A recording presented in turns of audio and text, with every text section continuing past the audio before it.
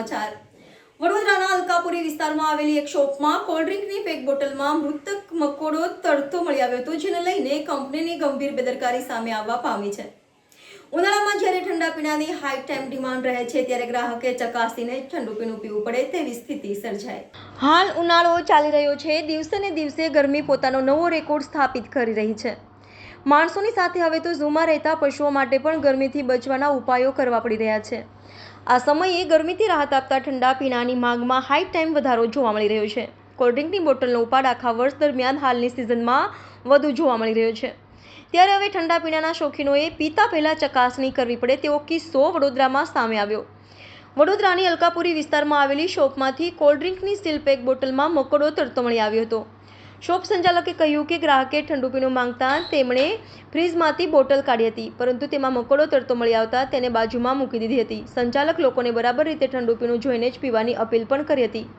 આ ઘટનાનો વિડીયો હાલ સોશિયલ મીડિયામાં વાયરલ પણ થવા પામ્યો છે। તો બીજી તરફ કંપનીની સીલ પેક બોટલમાં મકોડો કેવી રીતે આવ્યો તે સવાલ કોયડો સર્જ્યો છે। કોલ્ડ ડ્રિંકની જે બોટલમાં મકોડો મળી આવ્યો છે તે સીધી કંપનીના પ્લાન્ટ પરથી જ ભરવામાં આવી હોય, ત્યારે તેમાં પ્રકારની ક્ષતિ કેવી રીતે રહી ગઈ જેવા અનેક સવાલના જવાબ મેળવવા માટે કંપનીએ તપાસ કરાવવી પડશે। આ ઘટના બાદ હવે કોઈ પણ શોખીન ચકાસ્યા વગર ઠંડુ પીણું નહીં પીવે તેમ લાગી રહ્યું છે। હા, મારું નામ વિશાલ છે, મારી અલકાપુરીમાં શોપ છે।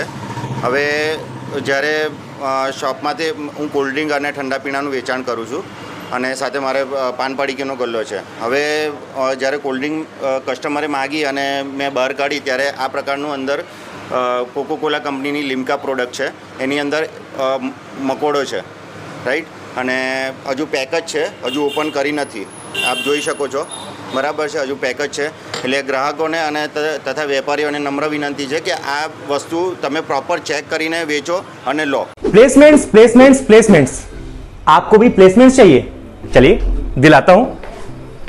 हम इस वक्त मौजूद हैं सयाजीगंज में अरीना एनिमेशन में, जिसने देश को कई बड़े designers, 3D artist, web developer और डिजिटल मार्केटिंग एग्जीक्यूटिव्स दिए हैं। इनके साथ कोलैबोरेटेड है वडोदरा के 400 प्लस प्लेसमेंट पार्टनर्स, और इन सभी प्लेसमेंट पार्टनर्स की प्रायोरिटी है सिर्फ और सिर्फ अरीना।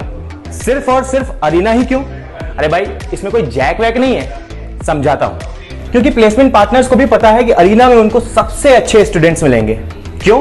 क्योंकि यहाँ पर personality development, communication skills, resume writing और इसके साथ साथ मॉक टेस्ट भी कराए जाते हैं, ताकि जो रिक्रूटर है उसको डिजायर्ड कैंडिडेट और प्रिपेयर्ड कैंडिडेट पहले से ही मिल जाए। अरीना ने देश के कई शहरों में बड़ी स्ट्रेंथ में प्लेसमेंट्स भी कराए हैं। Cities like Mumbai, Delhi, Calcutta, Bangalore, Hyderabad.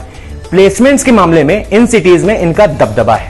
देश के बड़े बड़े स्टूडियोज, गेमिंग प्लेटफॉर्म्स और कंपनीज के साथ इनका कोलैबोरेशन है, और ये जर्नी 1-2 साल की नहीं, पूरे 27 साल की है। 27 साल का अरीना का भरोसा। तो देर किस बात की और टेंशन में क्यों जीना है? अरे आपके अपने शहर वडोदरा में एरीना है।